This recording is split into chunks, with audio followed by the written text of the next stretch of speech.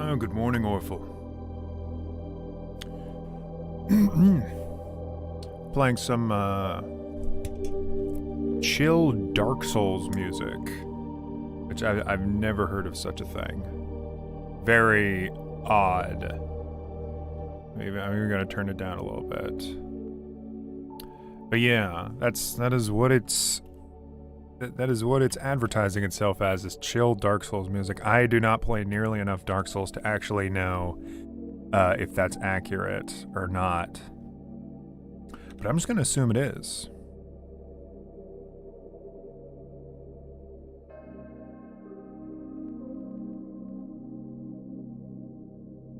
Oof, you know what it kind of reminds me of, and I may turn this on in a little bit if I get bored of this, is, it reminds me a little bit of Castlevania Symphony of the Night, which is a huge compliment, because that game and its soundtrack kicks ass.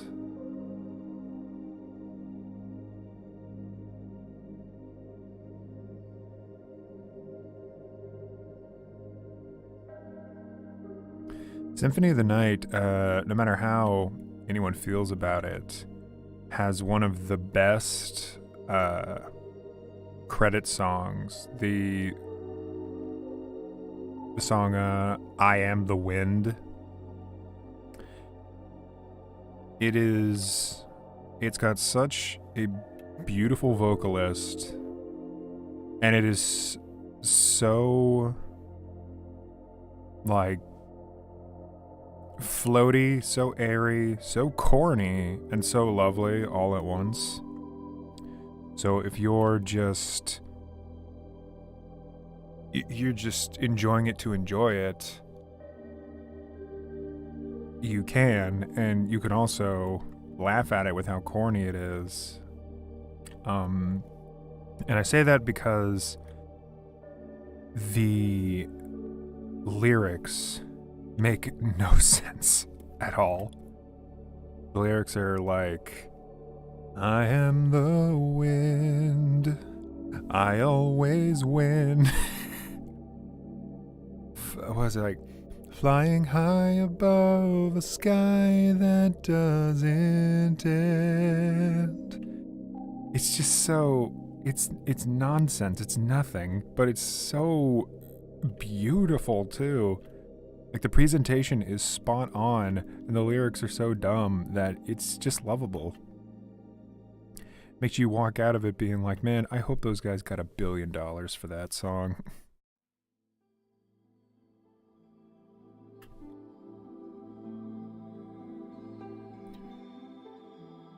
It's starting to sound like Resident Evil.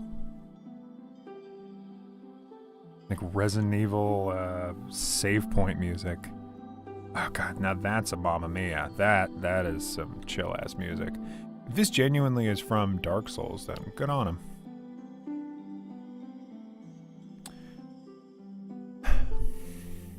All the dollar bills. Hello. Hello, Elle. Good morning.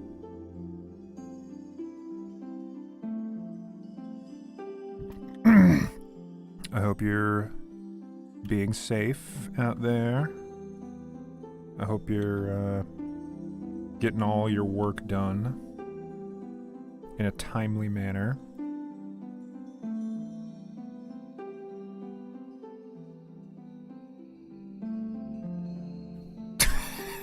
Yo, my name is Silly Billy, and I...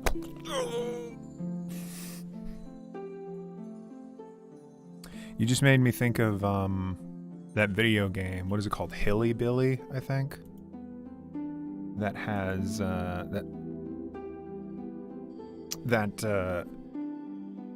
it's sort of like a Paper Mario game.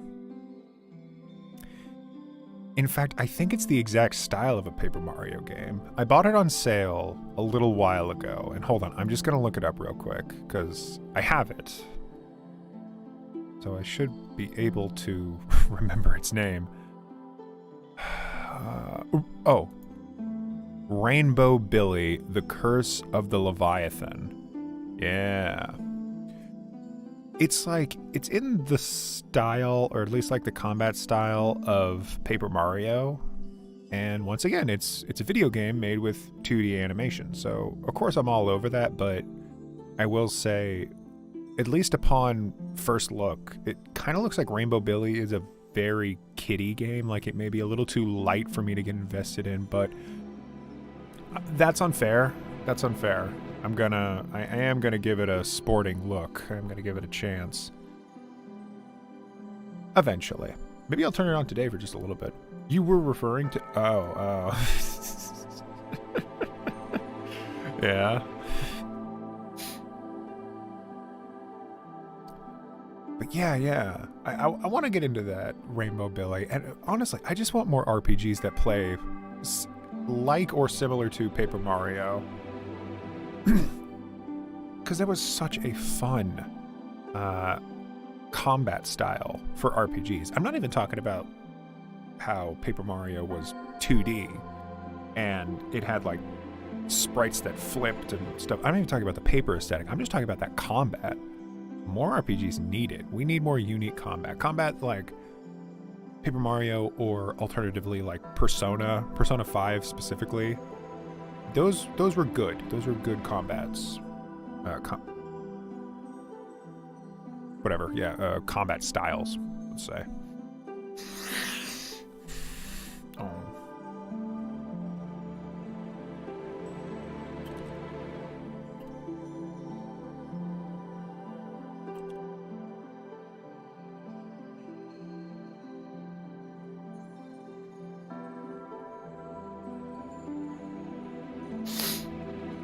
Ooh woo.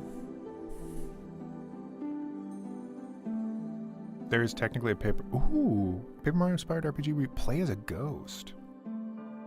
Can't remember the title though. That'd be kind of fun if you play as a ghost. Like, is there a game out there? It doesn't have to be an RPG either. Is there a game out there that's like you play as a ghost inhabiting some kind of body? It doesn't have to be like in Geist when you were hijacking bodies. I just mean like you have a body, a vessel that you live in as a ghost, and when you die,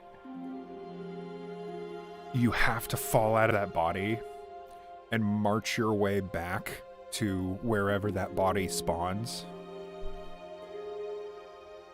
The Outbound Ghost. Oh, so hi Mario. And then there's Chucky. He's dead. RPG's biggest issue typically, monotonous combat. That's what I'm saying. Like,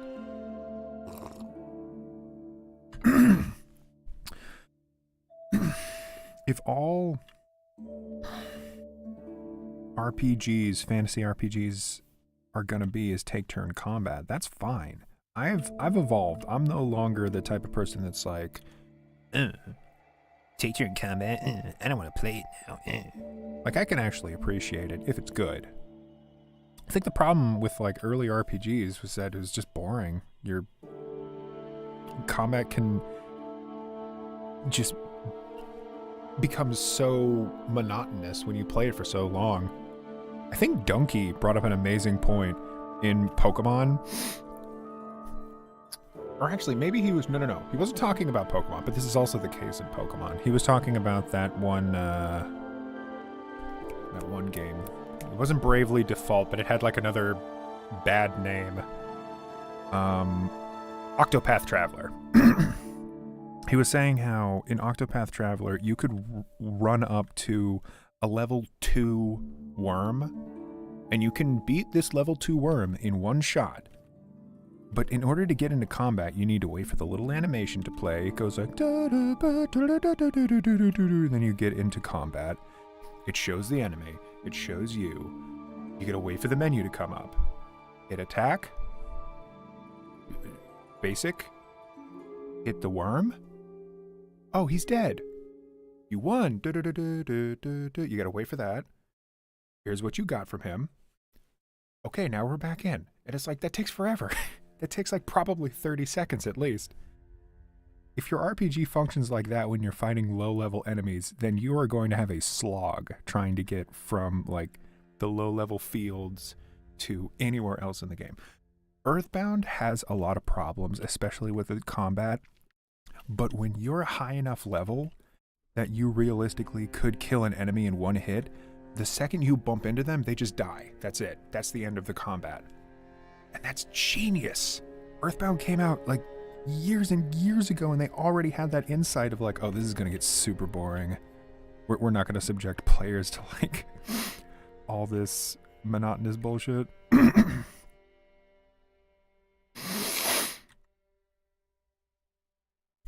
Octopath Traveler, Triangle Strategy, various data, Forspoken. But we all agree that Square Enix has somehow gotten worse with their naming. Yeah, it's like, I don't know what the significance is, but like a title should be meaningful. It should relate to the game in like a significant way.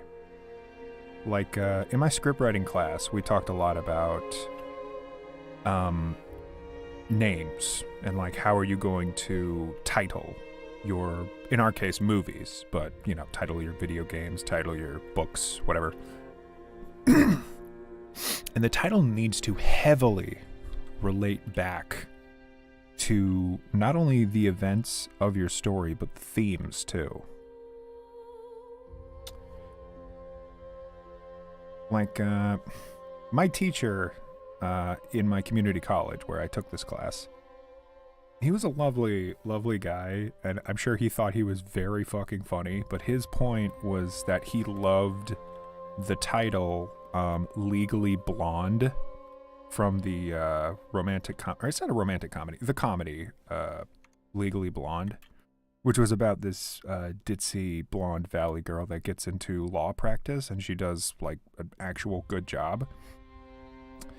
And his point was, even though a movie like that feels kind of vapid and stupid, a title like Legally Blonde is genius. Because it's, you know, we're talking about, you have the nice tie-in of, oh, we're talking about like a comedy about law practice. Legally Blonde is like the term legally blind. So already you can tell this is a comedy. It's going to involve like law practice, and it's involving like a ditzy main character.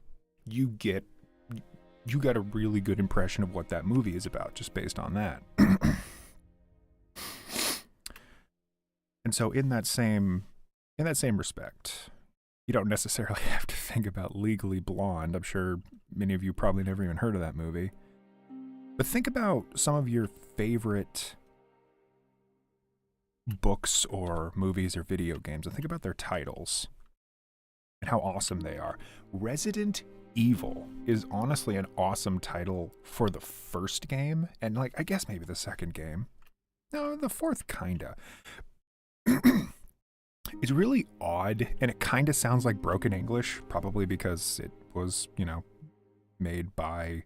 Actually, no, it wasn't. Was it made by English speakers? Because Resident Evil in Japan was just called Biohazard, which, let me tell you, that's a boring name. That is just a one-word, nothing name. It means nothing. It's stupid.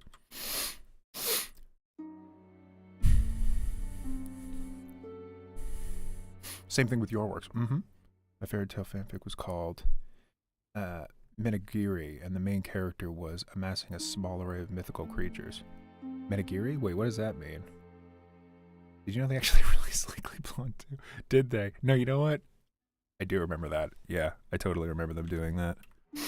I've never even seen the first one. Are those movies good? My community college teacher certainly thinks so.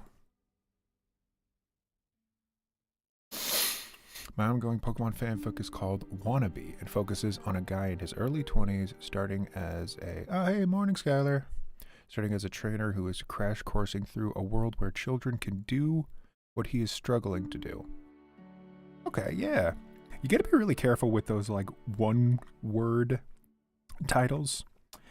My dad has a book that he wrote that I am currently working on the audiobook version of it.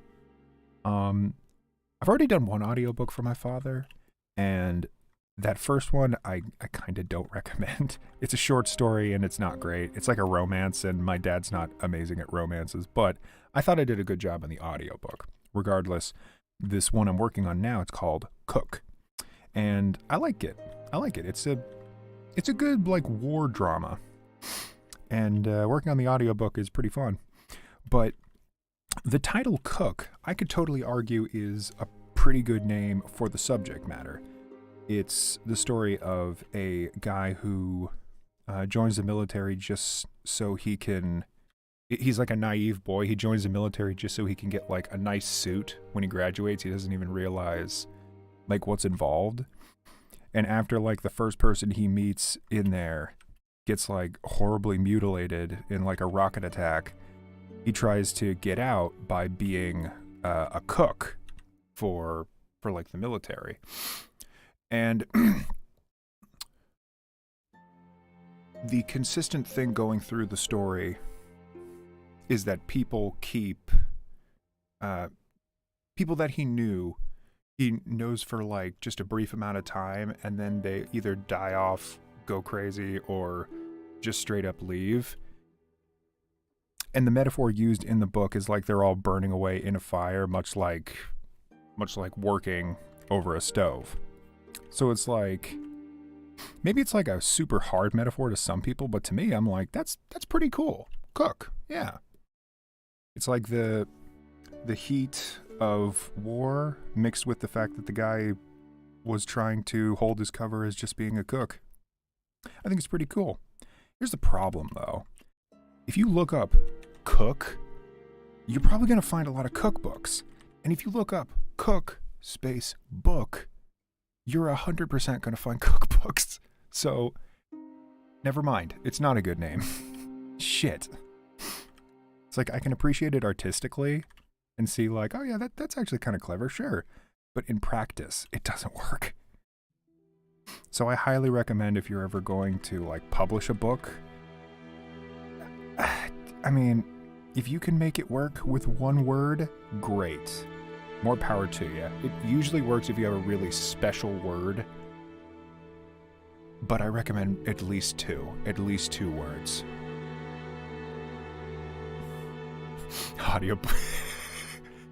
You know, audiobooks kind of remind me of the sponsor of today's video, Audible. Audible is an audiobook library where you can read anything you want. Recently, I've been reading Harry Potter and How are you, Skylar? Yeah, Skylar, how you doing, bro? It's pronounced Menagure. Oh, Menagure. Huh. What does Menagure mean, though? I feel like lately it's not much the title that sparks attention anymore. More so, I believe that these days it's spent on the cover. Now, when you put the phrase, don't judge a book by a cover, you're... You know, I think that's a fair point. There's actually, near a... There's like a bookstore relatively close to where I do my shopping. And every now and then I'll pass by the glass and I'll see like children's books hung up in the window, and I will judge. I'll judge the book by their cover, and I'll see like, you know, oh yeah, Christmas is coming around. Oh, this one's about like a reindeer. Oh, this one's about this. This one's about that. Oh, how interesting, you know.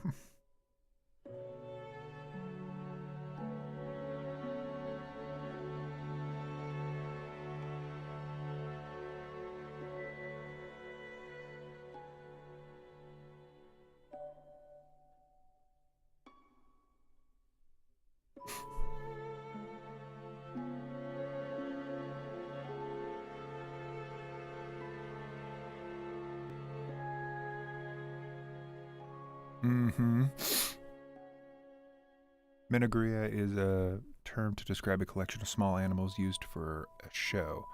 The main character of my FT story was a young manager of the Guild of a Wizard performing a magical circus. Oh, okay. You know what? You know what that reminds me is... I was making this comic called Electric Forest, and the longer I worked on it, the more I'm like, this name isn't really appropriate to the story I'm writing. because the more I wrote it, the more the story changed. Sometimes that just happens with stories. There's nothing wrong with that. And it just occurred to me right now that the name of Electric Forest, the comic, should have been Cosmopolite. Because Electric Forest in the beginning was a video game concept where you were chasing around this villain that stole all the light bulbs in this major town that you just happened to visit. And this guy, this villain, was using the light bulbs to... light bulbs in this game were like batteries. He would screw it into a door, and then the door would turn on, and then he could go wherever he wants, but he would take the bulb with him so you couldn't follow him. So the name Electric Forest talked about the roots of a tree, because the game was all about following certain paths until you reach the end of the route. You would be following a series of doors, and the way you got through the doors was by stealing light bulbs back from the villain so you could open them up. Electric Forest, I think, worked really well for a concept like that. The comic had nothing to do with that. The comic was completely different. It was about these gods that protected the citizens of the world. There were no countries. There was just one great big country. And and when this one dude, through like a series of unfortunate events, gets his hands on an ultimate power that makes him as strong or stronger than any of these supposed god police, that's when our main character, who unfortunately helped this guy get this ultimate power, needs to track him down, needs to travel around the world to find this guy and put him to justice. That doesn't really have anything to do with an Electric Forest. I kind of like the story conceptually. It's really complicated, and that's why I dropped the project. But if I was to just think about the title wholeheartedly, if I was to ever remake this as like a book or whatever, I call it Cosmopolite. Because a cosmopolite means a citizen of the world. And the plot itself, the language used in it, often talks about things like the cosmos, space, stars. So cosmopolite, Cosmo, a cosmonaut, it all adheres back to this idea of like travel around the world, around space. Yeah, that would, if I was to ever continue the plot of Electric Forest in the original form, I would call it Cosmopolite. And even in the very first chapter, in the prologue, these god police, they were called the conductors, they refer to the citizens as cosmopolites. So yeah, I think that would work just fine.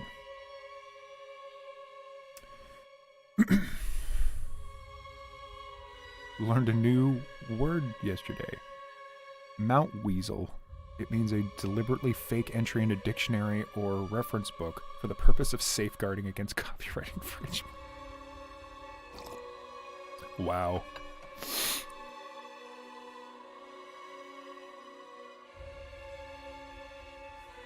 Long story short, he slowly was going to collect the mythical creatures that were becoming attached to him and wanted to use the creatures in an act for a show. It's pretty good.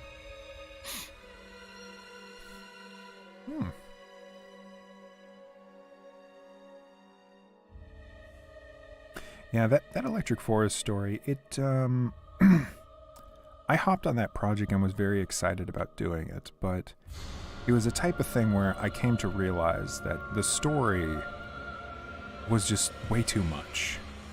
The story as I knew it was so complicated and so far-reaching. It was a story that would be as long as like One Piece, which probably turned out that way because I was watching One Piece at the time.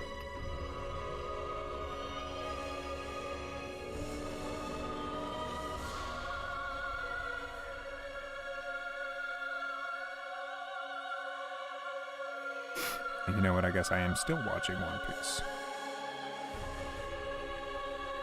I'm almost completely caught up with that show.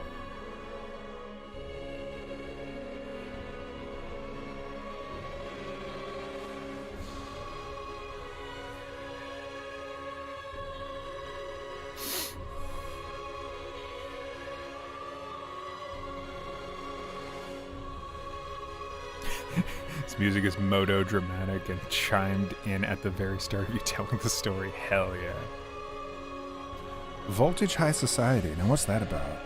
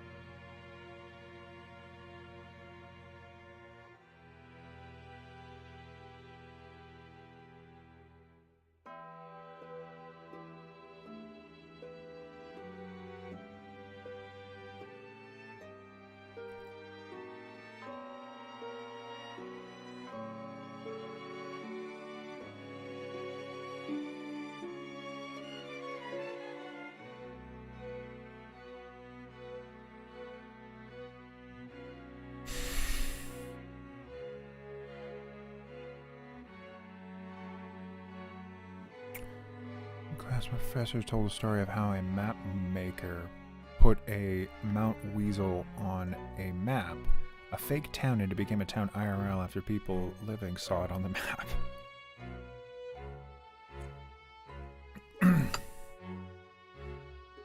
Reaper by the River. That one's cool.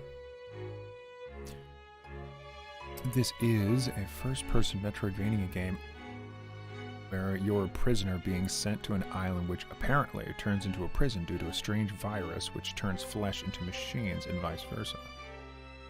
This is what I've gathered. The game looks incredibly dystopian, almost similar to Half-Life 2, but it's strongly implied that the buildings in there weren't man-made. Gotta look up all these games and put them on my wish list. Hold on, first Reaper by the River? Here? Oh, no, it isn't. What was your game? Voltage High Society. Only $10. Look at that. Oh my gosh, it's like first person. This game looks pretty good. It was going to be this original story about an 18-year-old who is enlisted into a secret society by the Grim Reaper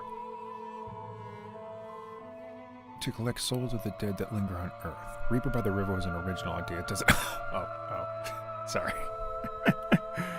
You gotta use that. Are you saying that you came up with the idea, or this was something you found somewhere? That is a good name. It struck me immediately.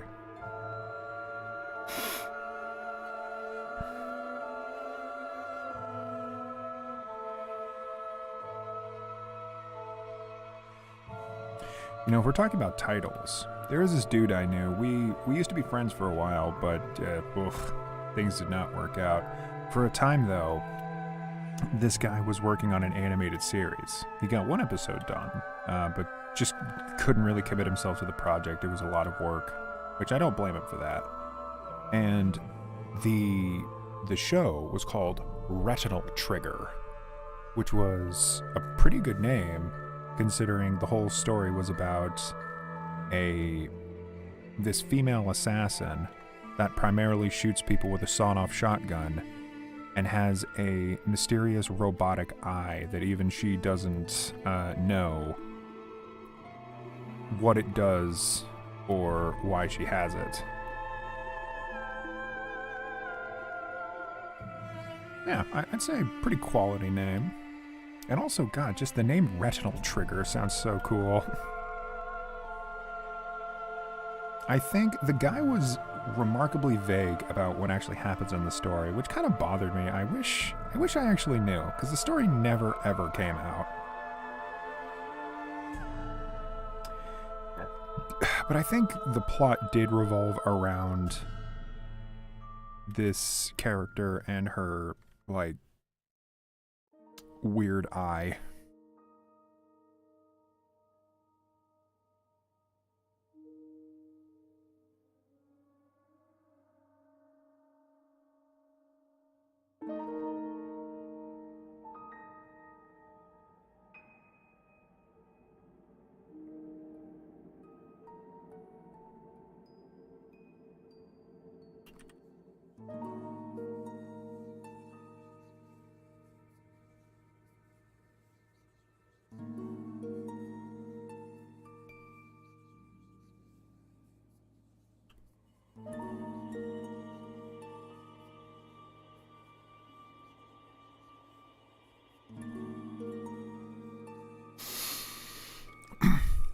Gravity Falls also has a great name.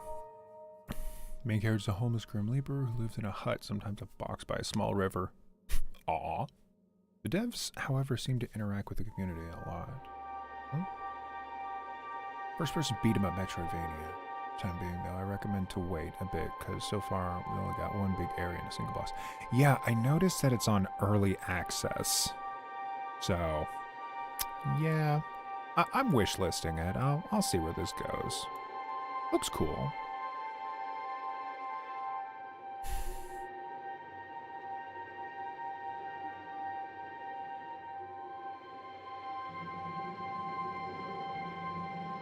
Oh yeah, Vivzy Pop is pretty vague about it. I mean, I imagine she's telling the people that she's working with. I think it's fair enough that you want your narrative to be kind of mysterious. You don't want people guessing, like, where the plot's going. To me, at least with Hell of a Boss, it seems like it's a character drama. Like, we're mostly advancing the plots of everyone working at Hell of a Boss. And that does it for me. That's fine by me. Because so far, these little plot arcs have been fun. I love everything going on with the weird gay owl boy and the shitty boss man. I don't remember anyone's name, but yeah, I've been very invested. And Hell of a Boss, I mean, I get the concept, but wait, Has Been Hotel. I get the concept. I suppose that the story will just purely be about that. I do wish we could finally get that thing out, but I don't really blame Vivzy Pop for how goddamn long it's taking. I understand that if you're actually working with, like, industry people, it's kind of on them. It's on the producers to pick up the pace, and a lot of the time they simply don't. They're simply just like, it'll come out whenever, you know. Just like, thank you.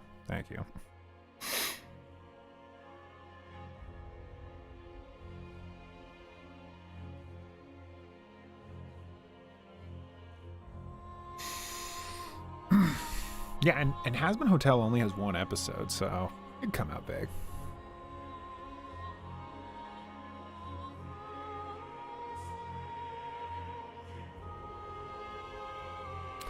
Doing a lot of character retconning. Oh, I've not noticed that. What do you mean? At least I haven't. I can't think of an episode where something was retconned.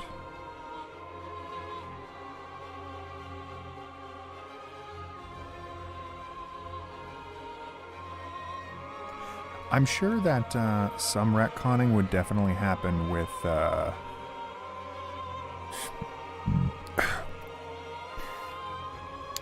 Has Been Hotel, because the pilot episode was purely conceptual.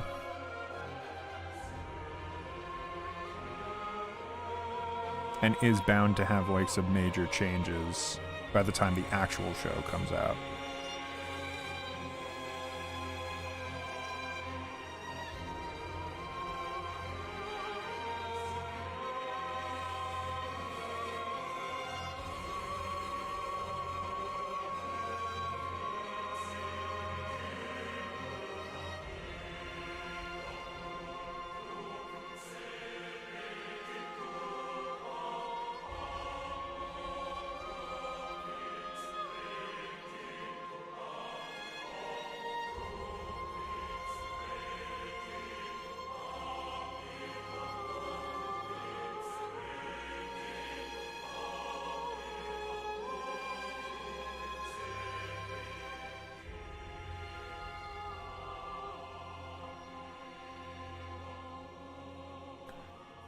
She removed Stolas, Blitzo, and Moxie from that story and put them in Hell of a Boss. All three of them, design-wise, were supposed to be in Hotel with different characterization.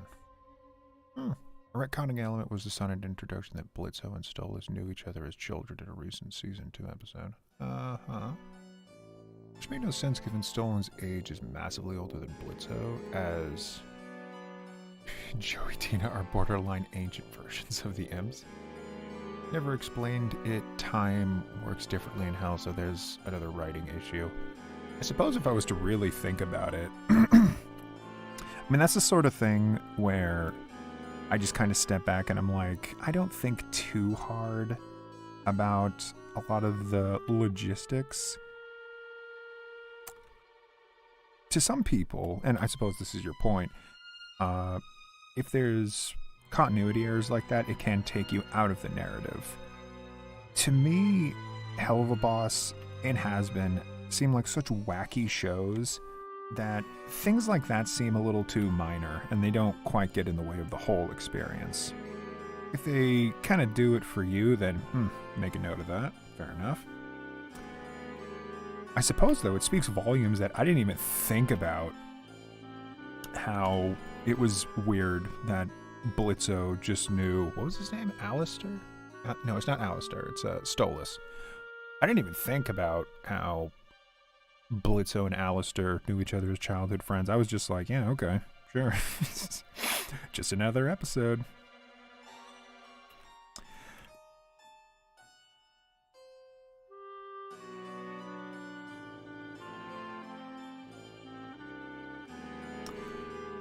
However, that's the kind of thing that I can say right now, oh yeah, no, that's not a big deal. But if the opposite happened and they paid special attention to things like that, hinted at it, and kind of led up to it, like, oh, hey, you remember those scenes where they had that weird interaction? Well, that's because these guys have known each other since childhood. Wow. If something like that happened, I would be praising them. I'd be like, wow, that's really good. So sure, I guess I can see it in like the opposite way. Where like, it doesn't necessarily bother me that they did that, but it would have impressed me if they did put in that kind of foresight and planning. That's the thing that One Piece does a lot. They put in a great deal of effort into setting up extensive world building, hyping up these characters that you're not going to see for a long time, just so they could have this epic payoff later. Anybody that's seen One Piece would know that Doflamingo had like this crazy build-up as a character. You'd see him everywhere in like the dramatic back half of the series, but you never really found out what he was about. And then his arc came, and he was the scariest, most vile motherfucker ever. Such a good storyline with him. It was so great. I would recommend watching the One Piece version, which is a series that plays One Piece for you, but it's all cut down, and they cut out a lot of the bullshit filler that One Piece just has to have for some stupid reason. And it follows the manga like perfectly. Only in that case would I recommend One Piece.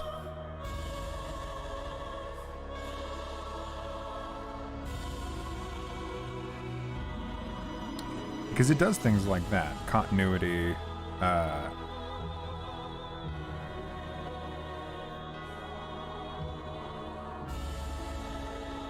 teasing characters and their relation to each other far before it's ever revealed or plot relevant. You know, just handy dandy good shit like that. It's the type of thing that makes you think back like, oh my god, that did totally happen. I didn't even think about it. And then it gets you thinking later when new characters show up and you're like, what are they gonna do? What's their like contribution in the story? What the fuck is gonna happen with them?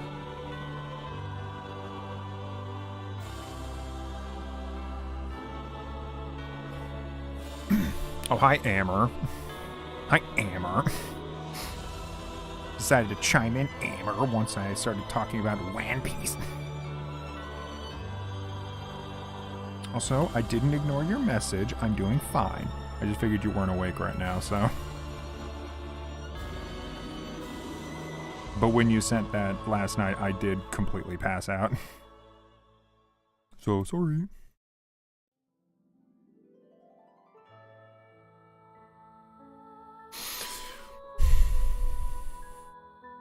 Have I played Dead Space? Yes, I played 1 and 2. I think I beat 2. I didn't beat 1.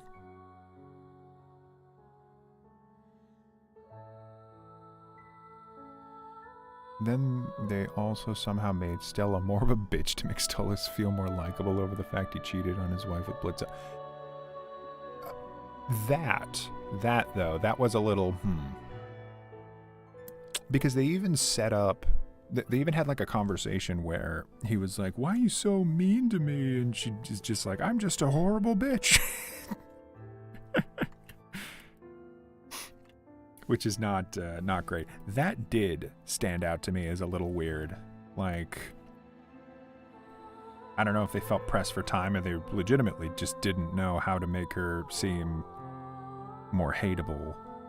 But that did seem a little flimsy. Didn't completely take me out of it, but it was kind of meh.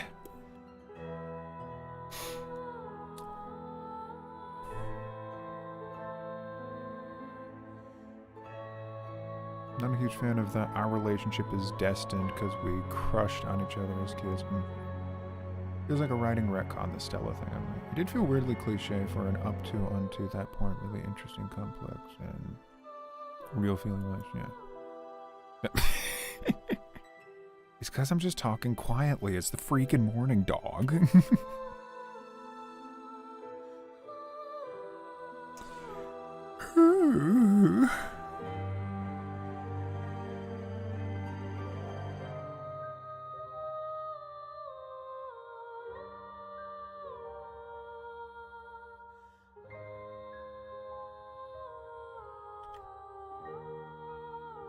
This is the last thing I'm going to hear before I get struck by a car while crossing the street in 25 years.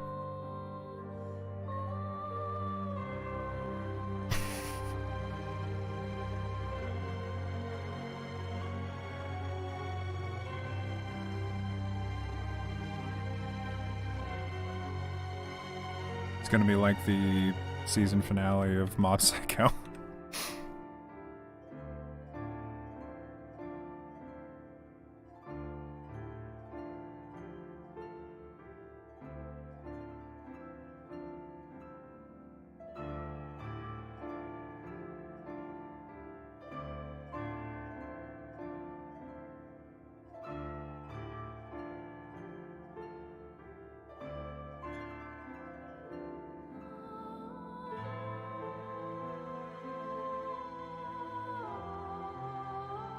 She had some level of motivation other than just being a terrible person. Yeah, it did come out of nowhere. That did feel weird.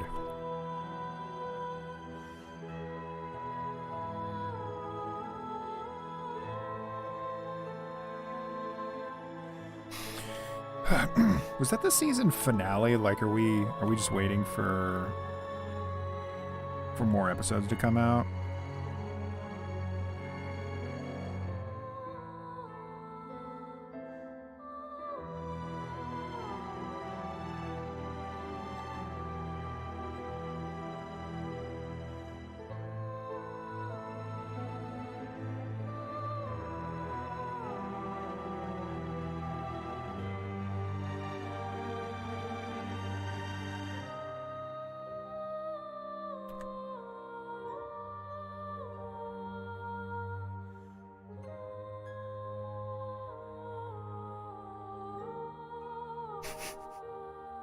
This is the sound Amber makes when she bumps her toe on a corner.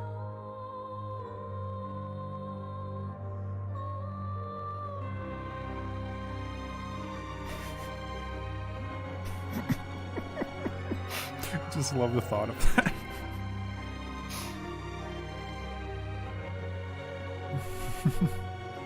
Also, this is a hell show. Who cares if the main character cheats? Yeah. If it was just to make the other character likable, yeah. I mean, isn't both Hell of a Boss and Hazbin Hotel, aren't they supposed to be just shows about terrible people? I guess it's meant to be motivation, sure. But, you know, like you all are saying, it's a bit much. It's a bit much.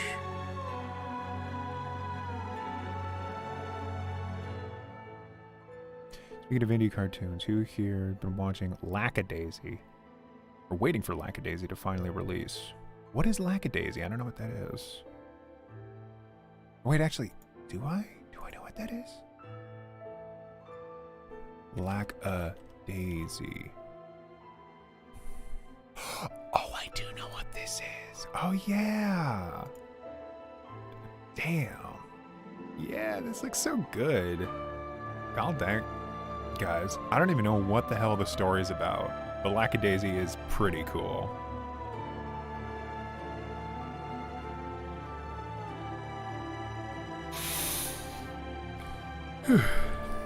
All I know is everybody's always showing me the art, and I'm like, damn, that's some art. And it's looking nice.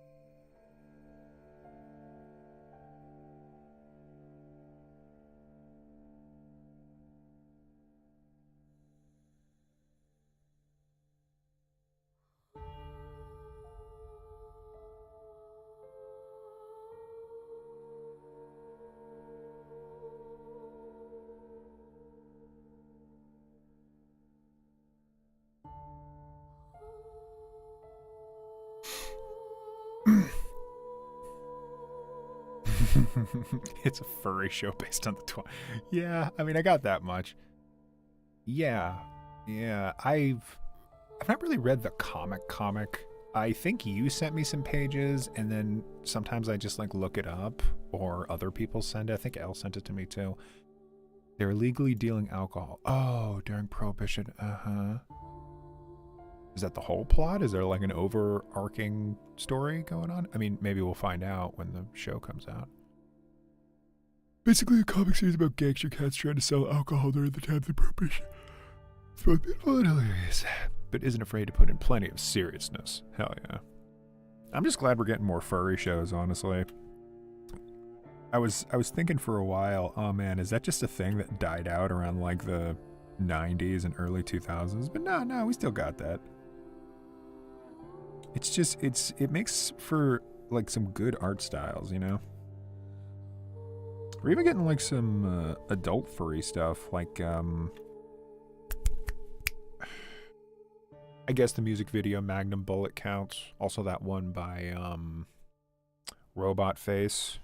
That one was pretty good. The Lonely Digger. That one was pretty cool, I suppose. Yeah, we need more interesting art styles. Speaking of interesting art styles, there's a show called Love, Death, Robots. Pretty cool. It's just a series of anthologies. and every episode the art style changes. But quite honestly, the writing itself is pretty good.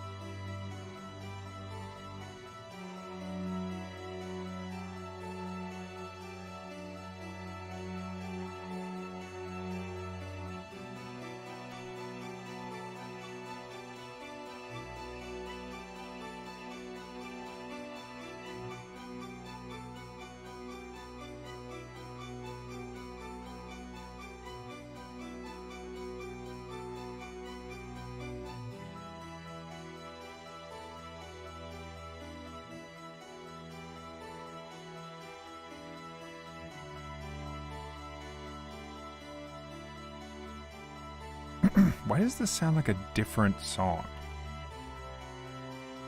Why is it reminding me of the Halloween theme? The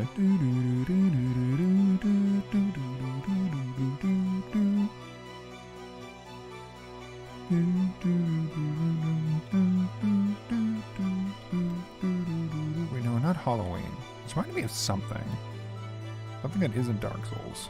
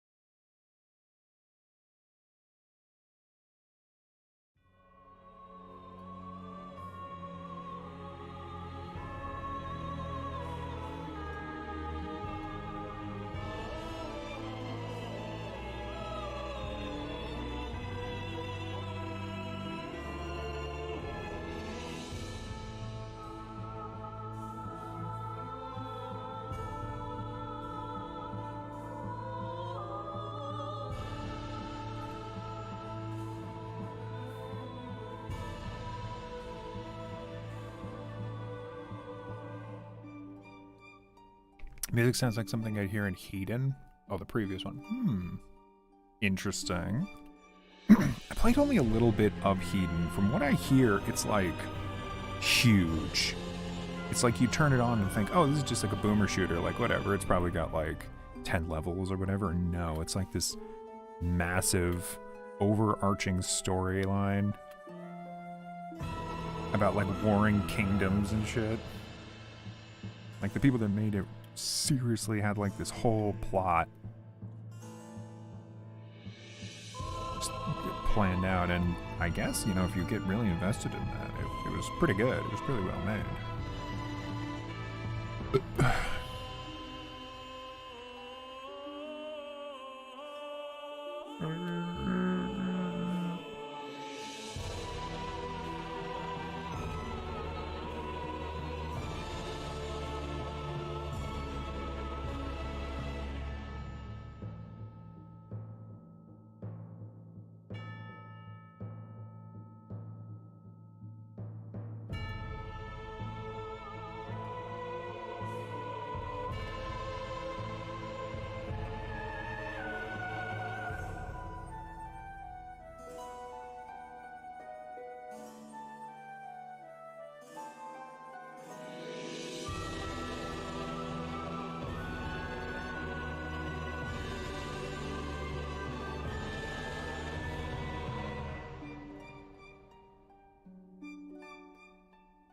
kind of regal sounding now.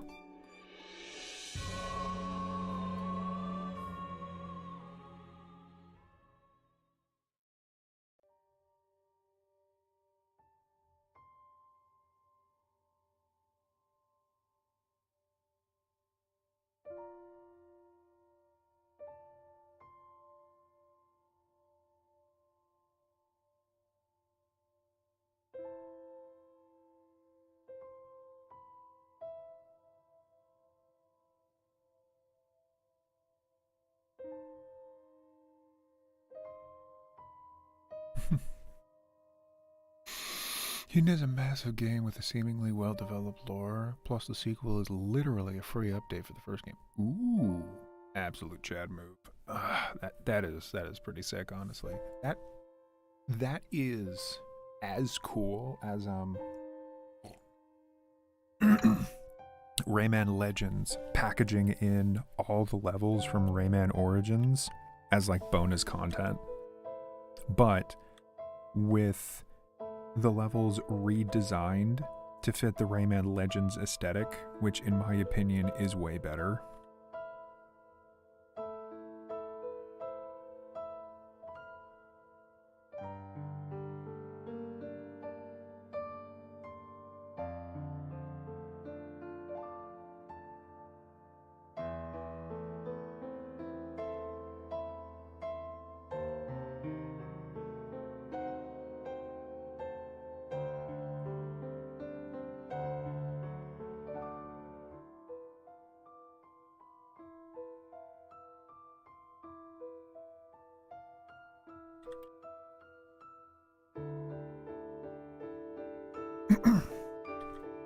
Man, I've been playing a lot, or watching, listening to, really, a lot of The Adventure Zone, specifically while working on this comic and this scene.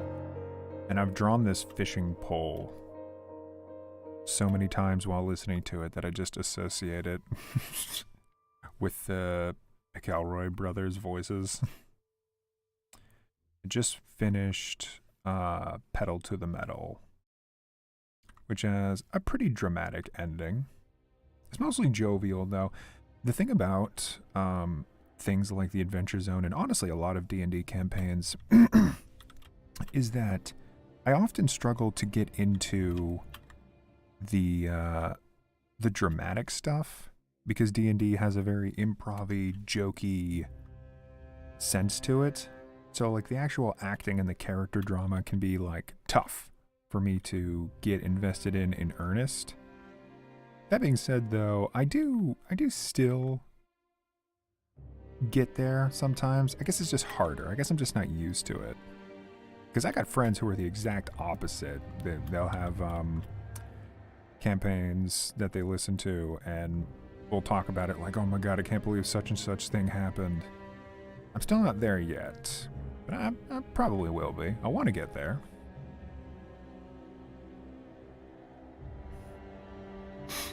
That being said, the Pedal to the Metal arc was pretty good. It had mostly, like, doofy moments that I vibed with. I tried getting into Adventure Zone a couple years ago, but I was in, like, the wrong headspace for it, man. Also, I wasn't really used to D&D back then. Like, D&D stories, or maybe TTRPG is a more accurate term for it, tabletop role-playing game. Because not every TTRPG is Dungeons & Dragons. So I guess it's not fair to say D&D every time. That being said, though, I think Adventure Zone is Dungeons & Dragons style.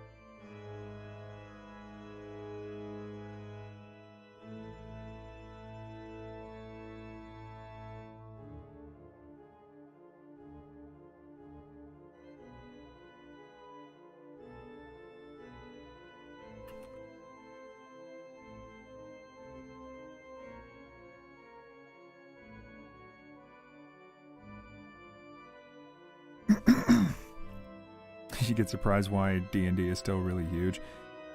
I get that impression, although as someone that plays it, I definitely see why people get into it too. Especially if you're like someone that likes to act or someone that likes to write stories, because it's free range. Like, you can just write anything, any world, anything.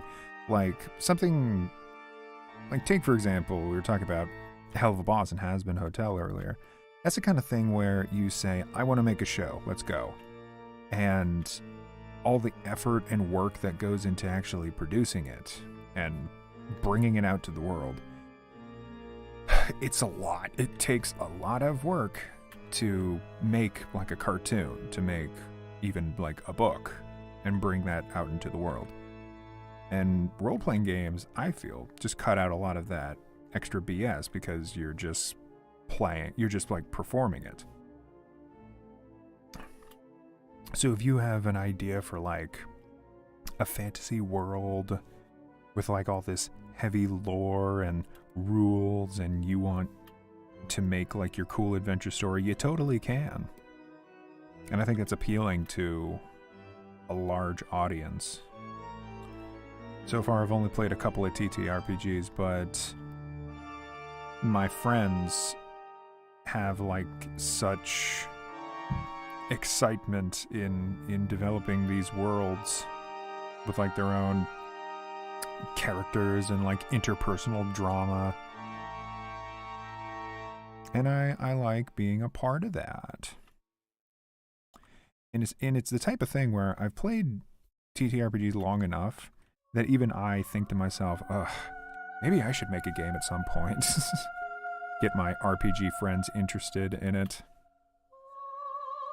It'd be a big investment though, so only when I really know what kind of story I want to tell. But yeah, so I see the appeal. You know what? Especially if you're into game design. Because designing these stories and these campaigns requires a great deal of interest in writing, world building, fantasy, role-playing, all that, and game design and game theory. Because you are also making levels where players need to go through them, and they're seeking like a challenge and obstacles and like gameplay mechanics.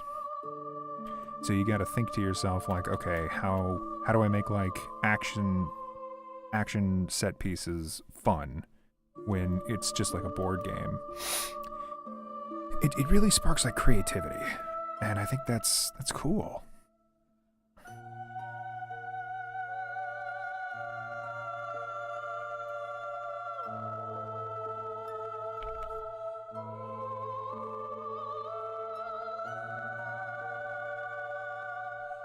You make a character who's just always confused. That's fair. I mean, when I first got into D&D, I was so confused and did not understand how to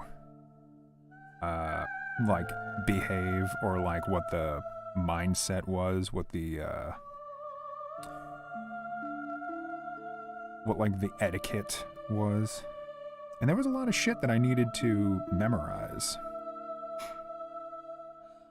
and keep track of, like my character sheet when combat reared its ugly head. So in that respect, it could be very intimidating, very confusing. But I'm the type of person that just learns by doing, basically. Like, I could eventually get there. It just took a lot of trial and error.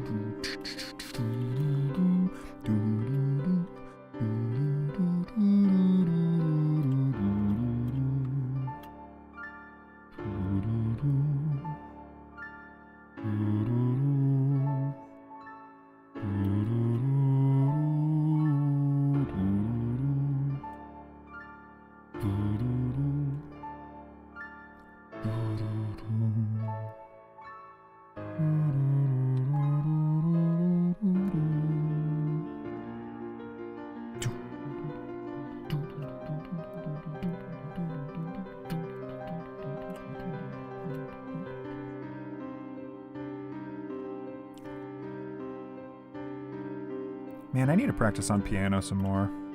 I put it on for a while. I need to fix... Once I have some extra money, I swear to God, I'm going to fix that goddamn guitar. I have a guitar, and my wonderful friend, Amber, bought me a tuner for my guitar so I could actually do a little practicing. And then I got home and realized that my guitar was broken. Like one of those, I don't know what you call it, like the things you twist on the top of the guitar for tuning. One of those is just straight up broken. Like it's disconnected from the wood of the guitar. So that's a hell of a worse situation than just a broken string. Once I get some spare money, I'm sure I can repair it. I'm sure I can just like bring it to a guitar shop and they'll fix it up. But I need those extra funds. Right now money's been a little tight.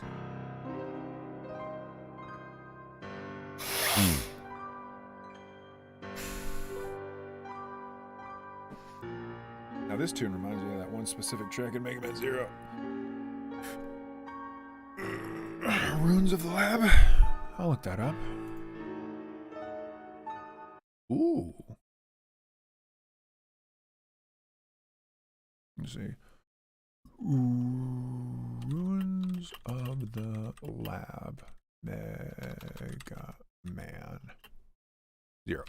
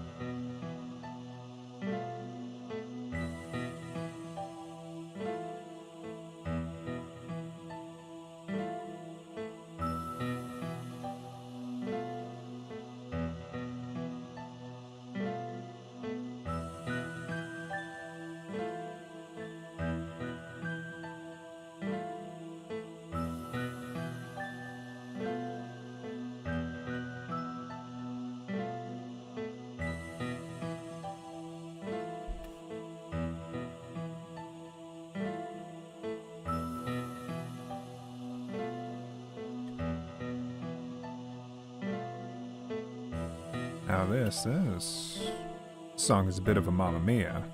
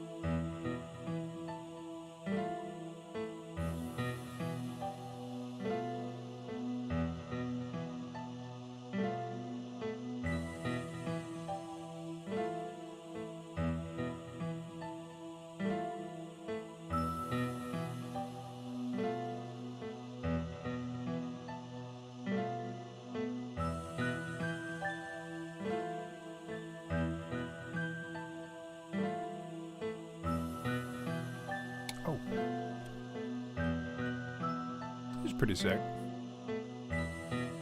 And I do kind of hear it. I do hear the similarities. Now, what is Scorching Desert?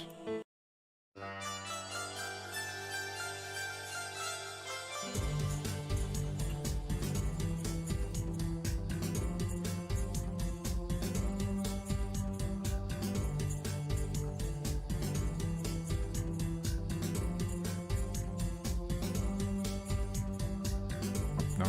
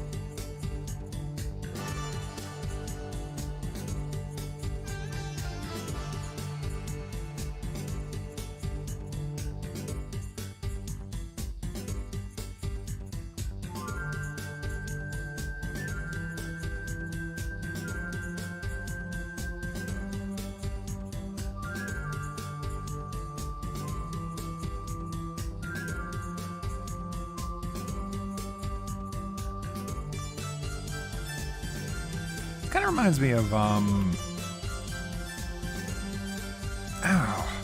what does it sort of sound like? Kind of reminds me of Legend of Zelda, kind of?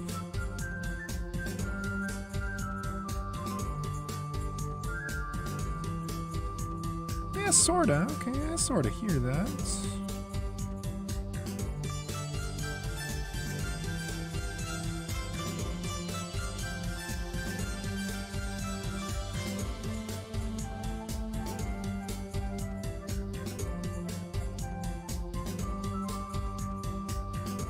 I really look into like line thickness. Especially nowadays, it comes to mind so much more often than it did only like a few months ago.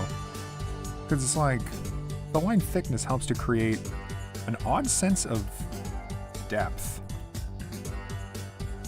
that wasn't there when I first laid the lines down. It's nice. It creates this nice, fun style.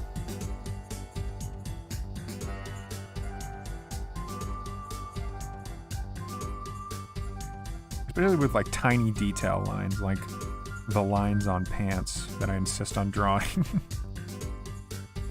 But then having like lines meet at a point and creating this nice little thickness when they do meet on the edges, I just kind of like how that looks. I think it gives a good little like blotchy edge to a character's outline and helps to define the outline as opposed to all the little details inside the character.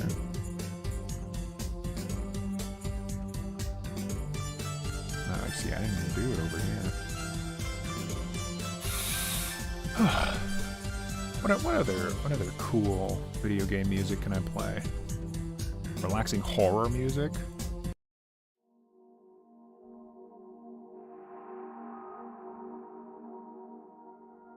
What do you do with working on the same thing for so long? Because it would have pulled my face off by now. Do you mean working on the comic, or... And by that, I mean... Do you mean working on this comic, like this kind of story, after so long? Or do you mean working on this dumbass page for so long? I've just done this shit for so long, I don't even think about it anymore. It's just business as usual. And I guess I look at work like this as kind of relaxing. I zone out a lot. And I'm just like, you know, oh yeah, put the lines down, this, do this, do that, The more tedious part of the job, I think, is when I'm doing the detailed sketches, because then I have to think. Like, if I didn't decide to do this stream now, I probably would have turned on the Adventure Zone. Because putting down ink doesn't require a lot of thought, in my opinion. I know when it looks good at this point. So I can just, like, lay it down and be like, yeah, that looks good, moving on.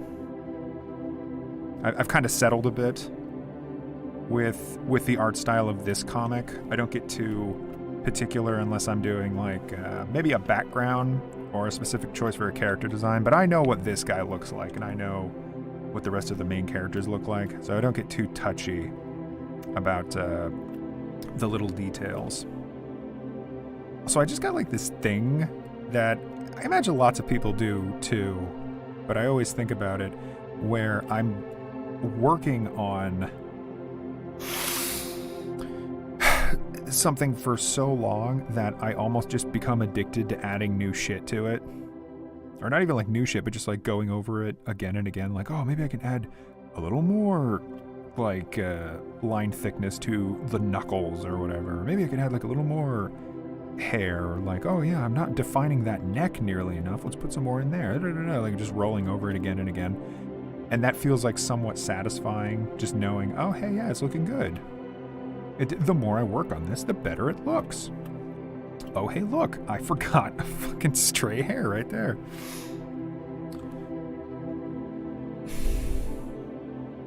You need variety in your work, by the way. Did you like the end of Petals? The music, the sacrifice. Oh, it made you tear up. I was saying earlier in the stream, at this point, I'm not like at tearing up level, but upon my second viewing, I did go back and intentionally let myself like absorb it, and I did. I liked it. I didn't tear up, but I liked it. My favorite thing was when the cop lady looks over at her pseudo girlfriend when the rest of the guard is coming, and she's like, "You're in trouble." I was like, "Oh, that's sad." Oh. It's very, very good line. Something that's poking at me right now with Adventure Zone is that I get the impression Griffin's really invested in his world, but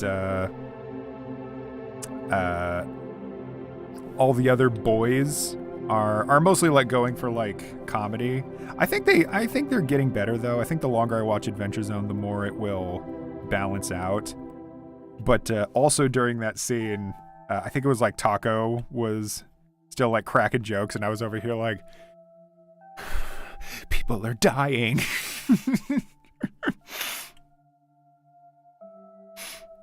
That being said, I liked it. I liked it a lot more than I did on my first listen. I want to get to the next one. I think it was called 11th Hour.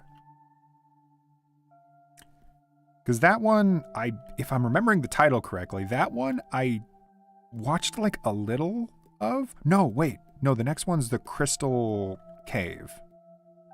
And that one, I think I remember some shit goes down there. That even back when I first watched it and wasn't getting into it, even then I was like, oh, this is cool. I'm vibing with this. This is cool.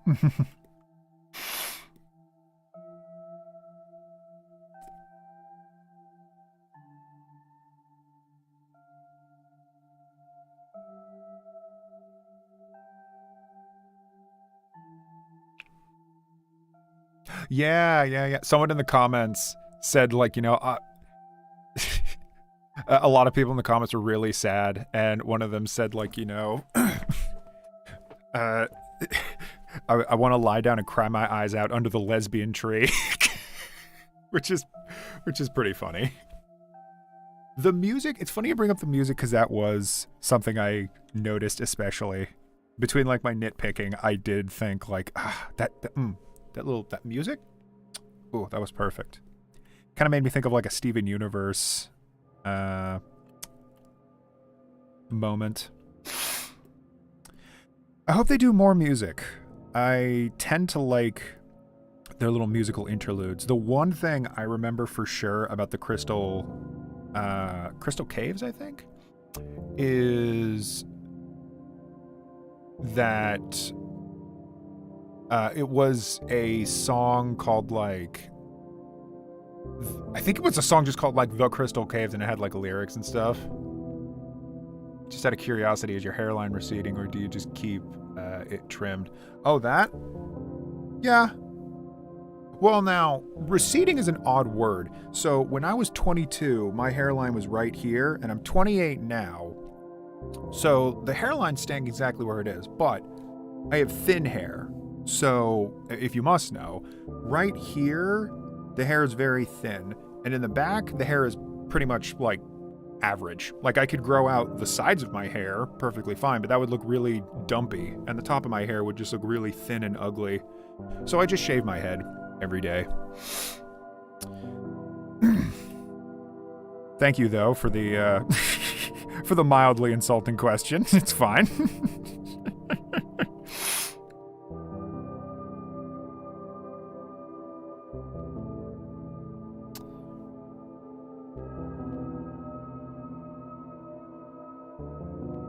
Also, one other thing about working on the comic, Amber, it helps that I get money from it. I think that really, really helps in just keeping me invested. You know, just being perfectly honest. Well, there you go. You got the hair genes. One thing that bums me about music, especially in horror games, is how often they use lullaby to scare you. I, for one, believe it'd be neat to hear a soothing music box inside some random safe room. Anami Artificial is a good example. That is... Yeah. That makes me think of... like Resident Evil. It doesn't necessarily use a lullaby tune, but Resident Evil is a horror game, but it has this, like, nice, peaceful... I think it's... No, I don't know what that instrument is that they use in the safe room, but I'm sure you know what I'm talking about, the safe room music. It's quite good. Thick hair isn't as nice as it seems. Looks sharp, but frankly, I've never really cared about it. Yeah, well, and I don't mind being bald either. I know some people, like, fixate on it a lot, and when I was younger, and it was first happening to me, I was like, this is fucking bullshit, I'm so mad, like, it really upset me. But now that I'm in it, I think I look fine with a shaved head. It's whatever. There's more to life than being obsessed over such like little things. And you know what's funny? A lot of people in my life have just been very like affirming that it doesn't matter. If I was around like more shittier people that made fun of me for having a bald head, I'd probably feel different. But I remember Amber in particular said something really encouraging, even if she probably didn't realize it. She was like, oh, you shouldn't be so like frustrated with yourself when this is the type of thing that happens to 80% of guys. And I don't know why, because that's such a like minor thing to say, but that really did make me feel better. That did make me think like, yeah, this is not something, it's not like it's my fault. It's not like I did something wrong. It just kind of happened. And it happens to like lots of people, so like, who cares? Also, if I may add on to that, my hair back in the day was not great. Like, I had very long, curly hair that I got cut as soon as it started getting long. Like, I kept my hair very, very short for a large period of my life anyways. If I somehow could grow my hair back, I'd probably see how I do growing it long again. But really, I always kept it short. My hair bothered the shit out of me. It would get in my ears, it was really scratchy. And it was just such a bother. I remember a lot of my middle school, I would just wear a snow cap every day so that my hair would just sit down.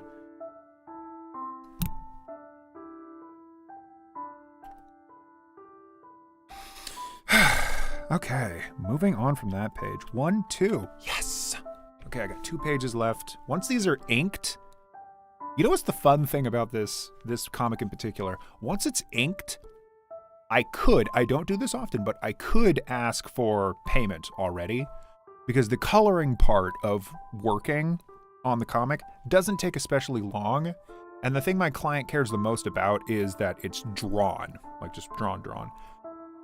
So I could ask him like, hey, because this guy I work with is such a cool guy. I have asked him once before, like, hey, could I just get a payment in advance? You know I'm going to color this. I'm under contract. It's not like I'm going to like skimp out on you. I need the rent. Can you be a brother? And he was really cool about it. So I appreciate that. I could even ask him, and maybe I will if I get too close to the end of the month. I may just ask him, hey, can I just have my money now? But, I really don't think I'm going to get to that point. I think I'm pretty close.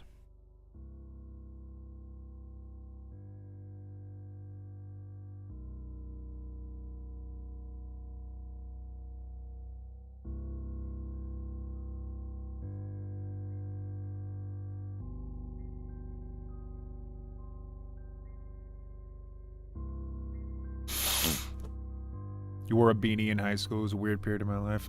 The next thing you hear is a... Next thing you hear is a... You serious? Yeah. I've had a couple of shitty people I had to work for, but I've not met a J. Jonah Jameson yet. Not yet. Hey, for what? Standing there? The vomitorium tomorrow night. There's the door. Man, I really gotta go use the restroom. But I'm worried if I do, people are going to hack into my computer. As soon as I stand up, my poster that's behind my head that has my IP address written on it, people are gonna read that. Oh no. But if I don't use the restroom, I might get a staph infection. Or my body gets filled up with a bunch of staff members that all want work compensation. They start unionizing. That's what happens when you have to pee. You just get delirious. What even are these supposed horror games I've never heard of? Like, what game is this? 13... Erosive movements. Yeah, you know what? I'm about to make an erosive movement. Wow, you're good at art. Thank you. Thank you very much. I like to think I'm pretty good at art. A guy's paying me to do this, so I would hope I am. Hold on. I'm going to use the restroom. BRB, I'm making an erosive movement.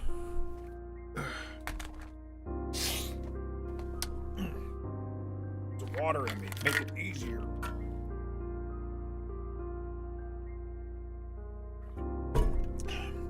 This is what happens when you drink coffee, kids. Oh. Great.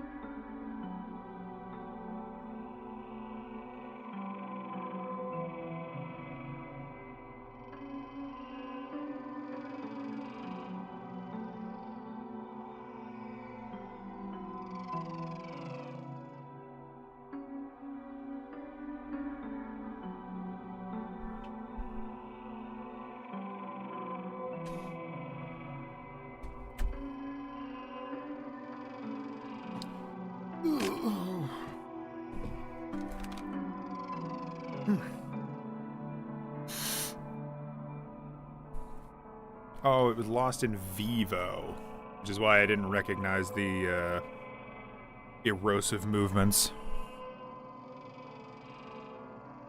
Get out of here, you. Alright, where are we at?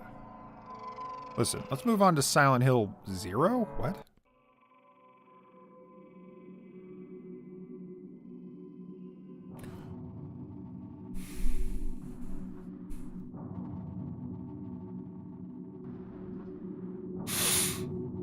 What is Silent Hill 0? Oh, is Lost in Vivo cool? Lost in Vivo. Ooh, it's not even that expensive. What's Lost in Vivo? Wait, can you sell me on it right now? Ooh! Trailer's kind of interesting. It takes heavy inspiration from Silent Hill. Ooh, goddamn. Oh, it's first person. I played a little bit of Nightmare Decay, by the way. I know we talked about that in the last stream.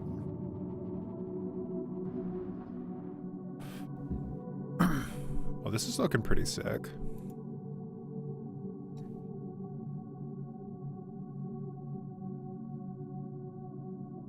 Ooh. Austin Vivo. Yeah, okay, I could vibe with this. I'll put that on my wish list. See, I'm expecting within the next month to start making some bunko bucks because I got a couple of good deals that are going to start rolling in. So I'm making like a little list of things that I want to take care of. Namely, one of them, boringly, is my car. It just needs a little like checkup. It's not broken or anything, but I've been neglecting that poor thing for so long. But after that, I want to get a couple of these cool horror games. I got Nightmare of Decay. I've already got that under my belt. But I also want to get Sigma Male, whatever that one was called. Because people keep telling me that one is like really good. And also kind of like Silent Hill. Like it has some nice atmosphere.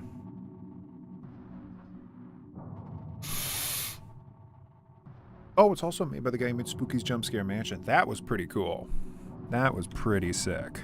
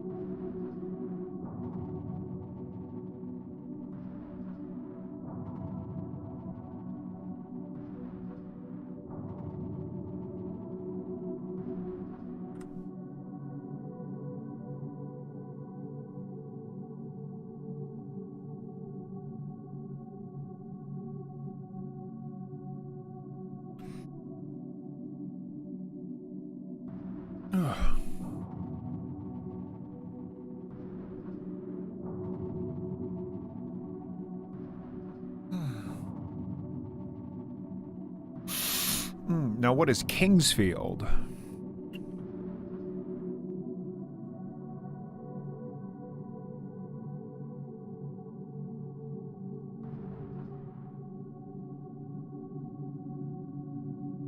Is that like Father in the Field?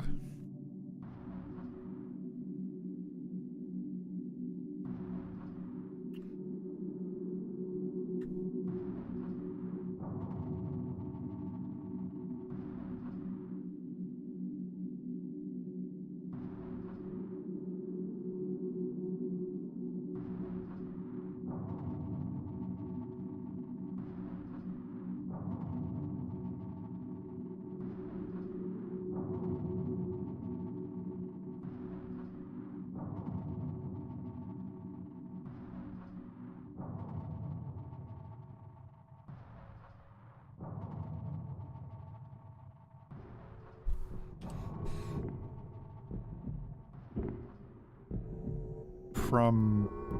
Oh, do you mean From Software? Oh, From Software made it? Hello. Wait a minute. I think I know this game. I think I heard someone like talking about it. Is it Kingsfield? Would it be on Steam? No, it sure wouldn't be. Well, let's at least look up Lunacid and see if... Oh, yeah. Lunacid's already out. Look at this thing. Ooh. Oh, I see. Early access. According to Steam, Lunacid is similar to Hades and Elden Ring. Okay.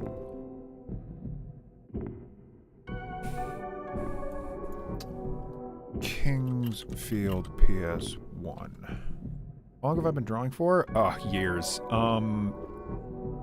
I only started taking my drawing seriously in, let's say 2015. So how long ago was that? That's like 8 years ago. So yeah, let's say about 8 years I've been seriously practicing my art. Huh. Kingsfield.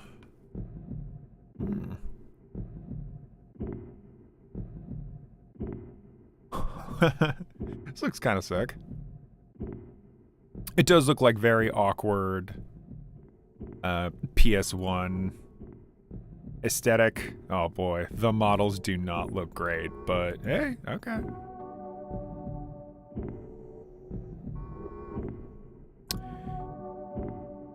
Kingsfield. Okay, no, it's not made by From Software. It's ASCII or ASC2. Okay, well, I mean, that's sick.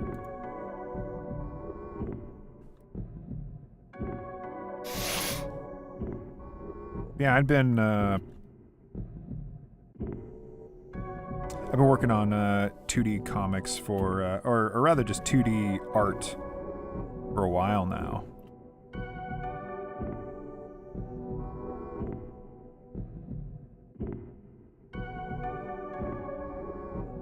Though I will say, time is not always a factor when getting good at something.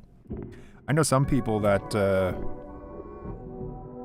got serious about their art, and then only in just a couple of years they were making like major advancements just because they, practice really specific skills or gave themselves like, little projects that help them to get better. That's what I always recommend people do when they want to get better at drawing or even something besides just, stuff like this. Getting better at music or getting better at maybe even 3D modeling, stuff like that.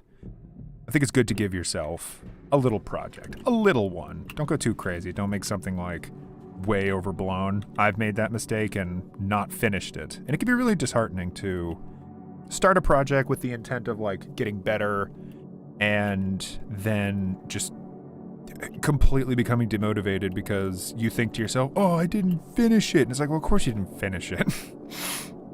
You gave yourself unrealistic goals for a massive project. You tried to do it all by yourself. It's like good on you, very ambitious, but yeah, on average, you don't complete those projects. That's why you get like friends to help you. That's why you get like a team going. And if you could pull that off, then hell yeah. On top of the world, over the moon. Yeah, working on this comic. I've been working on this comic for about 2 years now. And it's made me great at art. Just in general. It's just so good at 2D. At 2D character design, at backgrounds, at like composition. At draft work too. I never even considered that like draft work is a marketable skill. And by draft work, I mean like it's very similar to storyboarding, where you quickly sketch out an entire comic page, or if you're doing animation, it would be storyboarding in that case. You quickly and basically draft out a rough sketch of what the scene's going to look like. I've become pretty good at that. Because drafting out these scenes for the comic, I've just had to do like so many of them that I don't even get intimidated by it anymore. I'm just like, this is the job. Let's go. Let's figure it out. I think that's a big part of getting better, is not being afraid.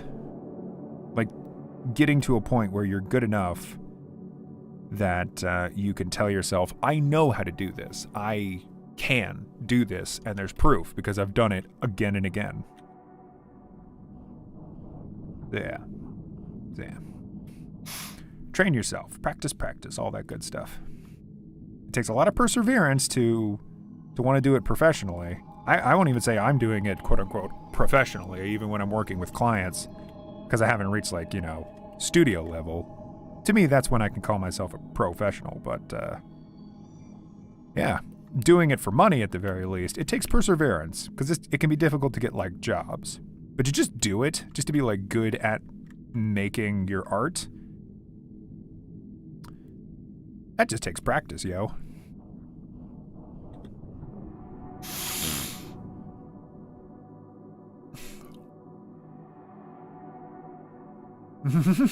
Hayden's fatherly advice hour. That's right. As soon as anyone talks about art, I'm just over here like, you need to follow your dreams and practice and get a Pinterest.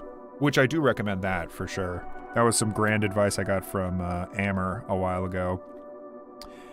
Is just get a Pinterest for every part of the body so that you can get really good at anatomy. Being good at anatomy is like infinitely helpful. It's the most useful advice I could ever offer you. Just as soon as you know anatomy, you are 1,000 leagues better than most of the population that's getting into art. Because anatomy is tough. Anatomy doesn't make sense. And the more you work on it, the better you get. Like, look at this fucking finger. Why could I confidently draw this stupid ass finger that makes no goddamn sense at all? It's because I've done enough anatomy practice that I'm pretty confident where every part of the finger is. And that's what's just going to get you far. You know what? That's my advice for the day. I'm sure I've said that advice before, but you're hearing it again. Practice anatomy, first and foremost. Gonna do you a world of good. Okay, how am I gonna...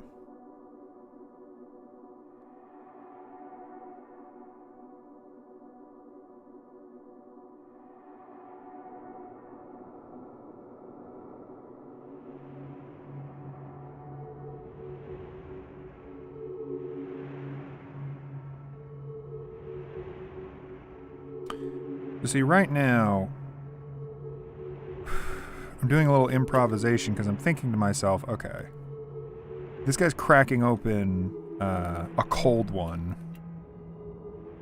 and I'm trying to create a sense of action and motion going on. And the most basic way to do that is with lines, right? But as he cracks open this can, he's cracking the lid up. The cap of the can is going down and into the can, and fizz is flying up. So I'm like, how much fizz and action lines do I want to put in before it becomes too cumbersome?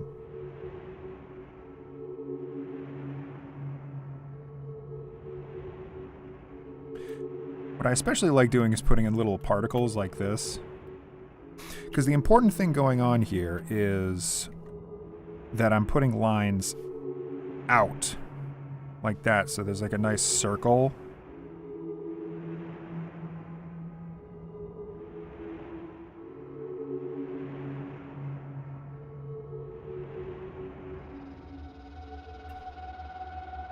But I may take some of this back. No, okay, that still looks kind of good.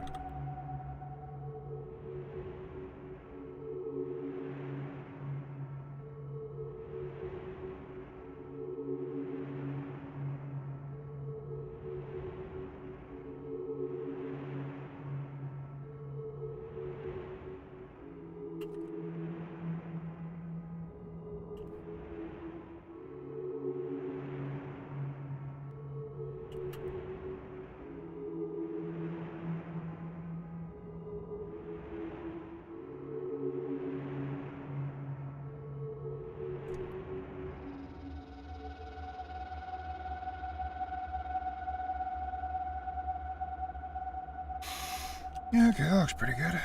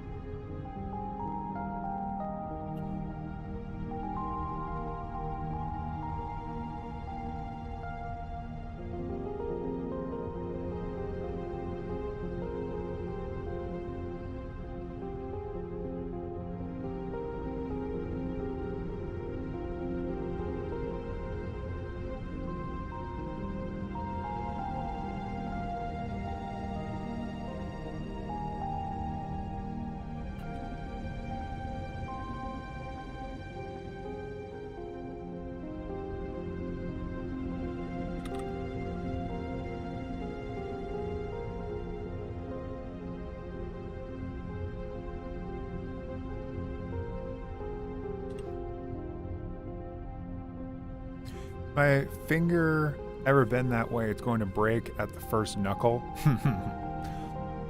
Played a Monster Hunter last night because me and 2 other friends ended up playing multiplayer for a few hours. I did see you there. I was chatting with L, though. We had already planned a night, so yeah. Do you have any days that you're free, like on the weekend? Or we can talk about this later, of course. But yeah, the weekend I'm usually more free. My face when Drad says can and get a hyper flashback. Wait, what?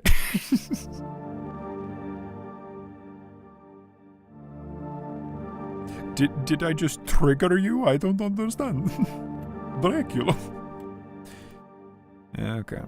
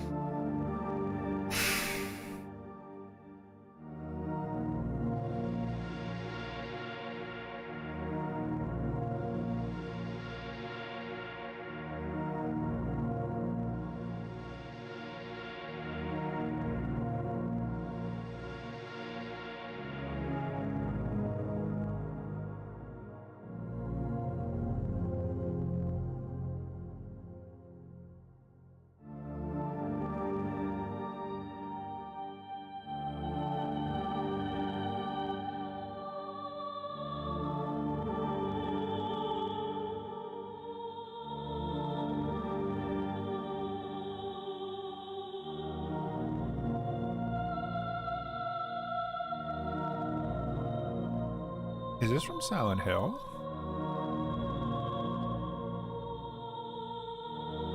Huh. Silent Hill never seemed like... Oh, okay, it's from 4, I think. Yep. Silent Hill never seemed like a game that had choir music, you know? I guess it has, like, religious connotations, but... Yeah, I never... That seems more like a Dark Souls thing, honestly. I don't know, far be it for me to say, like, what's correct Silent Hill? Like it even matters at all.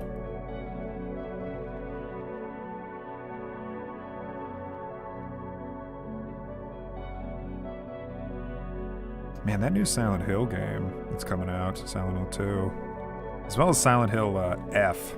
I think I talked about this on like a different stream, but yeah, that is... Silent Hill F specifically looks pretty cool. I'm actually decently hyped for that one. As for the Silent Hill 2 remake, I mean, it's gonna happen whether I like it or not. I think it's a little dumb to just keep things like Silent Hill 2 alive and just like constantly feeding everyone's nostalgia, but whatever. If they make something good, then who am I to complain? Silent Hill has gone through so many like ups and downs and iterations. There's probably Downpour is probably still a way more shit game than whatever the Silent Hill 2 remake is going to look like.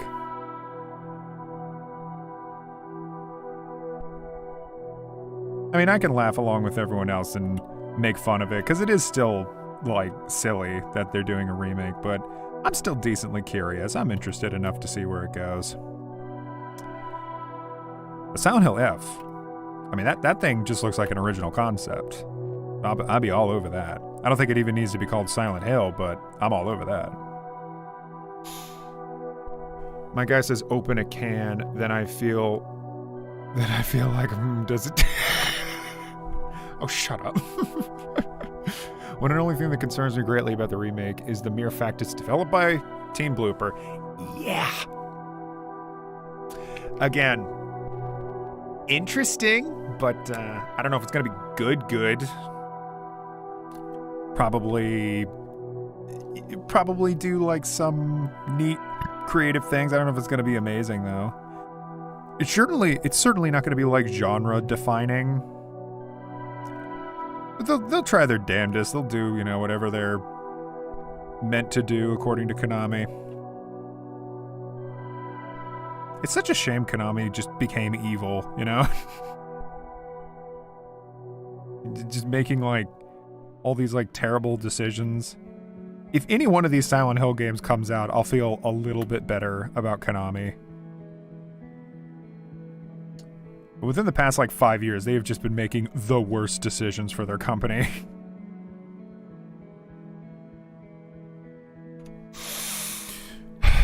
Now what's this? Oh, Cry of Fear. I kind of liked Cry of Fear. I thought that it was okay. It was pretty edgy. But I don't know. I vibed with it. It put me in like a really spooky mood. And I like the monster designs. That being said, it was pretty janky. That much was clear. It was jank as hell.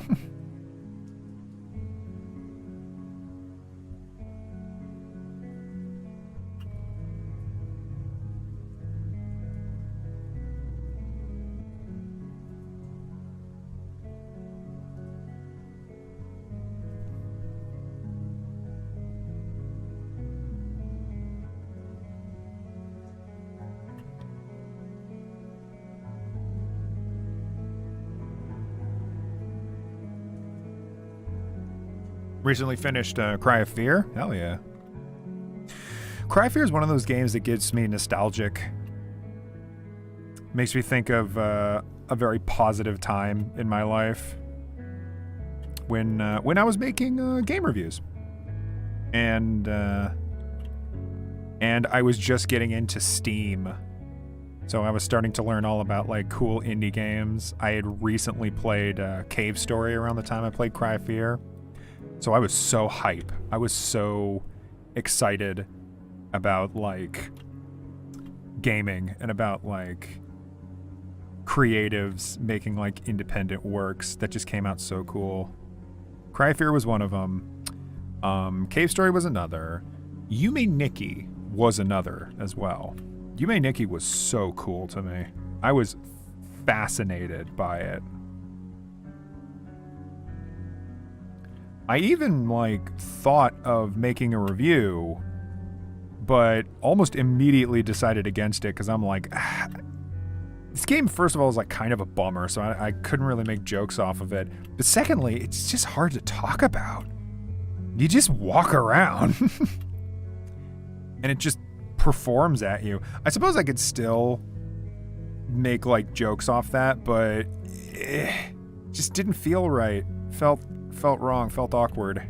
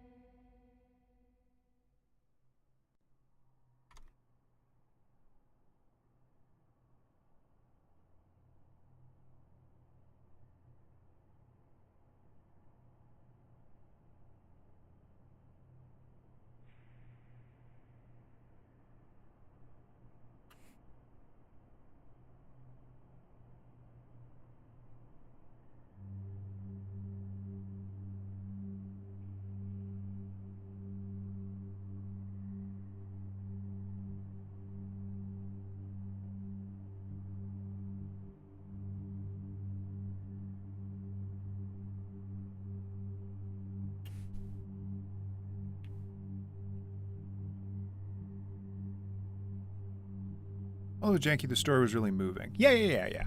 I got into Cry of Fear's story somewhat. The gay voice Simon actually got hired to voice one of the characters for a game that took big notes from Cry of Fear. Aw. I am Knack from Lunch and a Walk. Just walk around. Menacingly! You're Knack? Knack 2 baby? No, I know you meant back. Knack 2 baby?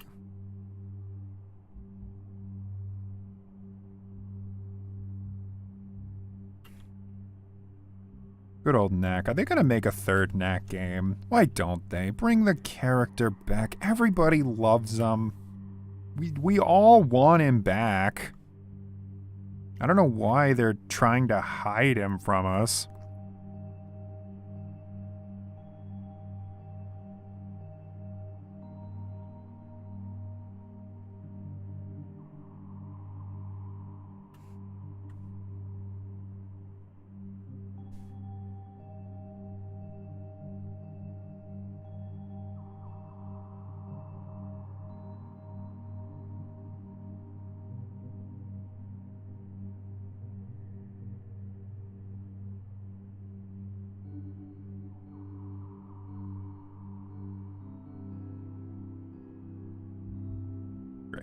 Okay.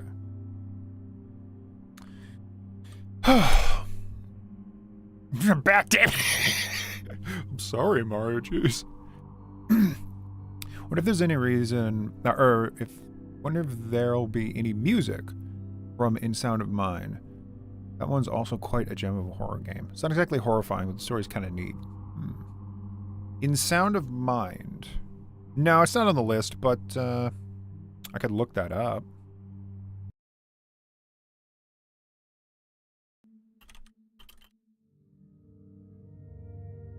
Or In Sound Mind. Ooh. This one has quite a bit of a budget. Who made it? Developer, We Create Stuff. Publisher, Modus Games. What does Modus Games make? Bunch of stuff I've never heard of. Oh dear. Oh, Chris Tales they published. Okay. Oh, and Trine. They published Trine. Okay, that I've heard of that one. Remothered, yes. I heard of Remothered. I heard it wasn't great. I'll still add it to wishlist. Kind of sounds neat.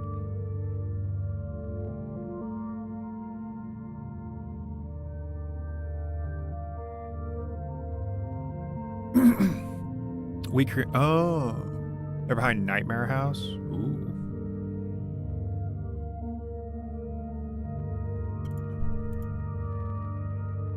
According to Steam, they've made one game and it's In Sound Mind. Oh, I see. Half-Life 2 was a mod. Alright, it seems like In Sound Mind is their first official release? Is this like a walking sim? No, well, it doesn't classify it as walking sim.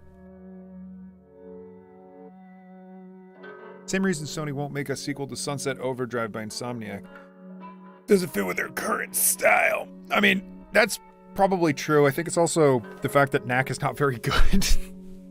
Sunset Overdrive was an Xbox exclusive, but Microsoft let Insomniac keep the rights to Sunset even after Sony bought them. I have Sunset Overdrive on my computer. Maybe one day I'll play it. That's probably why we won't see Knack 3. Yeah, that's probably the only reason, and not because it was really boring. You're still right, though. I mean, it seems like they moved on from Knack. I don't even know why they did Knack in the first place outside of showing particle effects, I guess.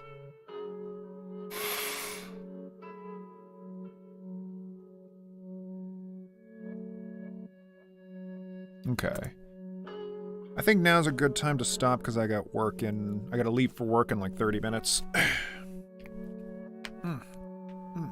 Good stream, though. Very good. About 2 hours. Yeah. Got a couple of good video game recommendations. Oh, and my neck is stiff.